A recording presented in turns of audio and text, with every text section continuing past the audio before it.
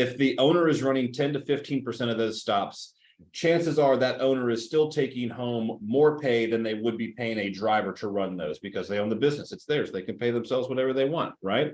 So when we go through our method and we look at everything, a big part of how we establish the payroll costs for a business and our projections is we look deeply at the weekly service worksheets and we see how many days a week on average each specific driver is running. So Rick, obviously you're not going to transition with the sale of your business after you sell that. You're not trying to be a driver for someone you just sold your business to.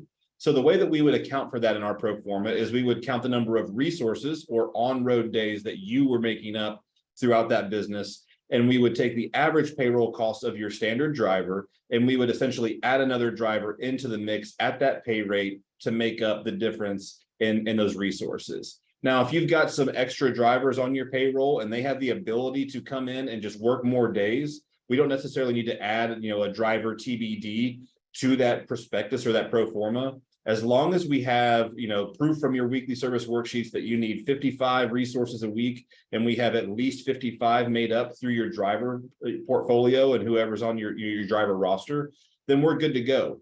But traditionally, owner's compensation is one of the three things that we account for in add backs to our projections. So you're kind of going to get hit with a double whammy there, where we would be adding back your income or your pay to yourself as it is, but we need to make sure that those on-road resources are still accounted for, because what we'll never do is send out a prospectus that doesn't show a fully encompassing fleet or staff coming with the business, because we got to be able to project those two things out. We're managing trucks and people, so we got to have a full accounting of what that CSA needs to service itself.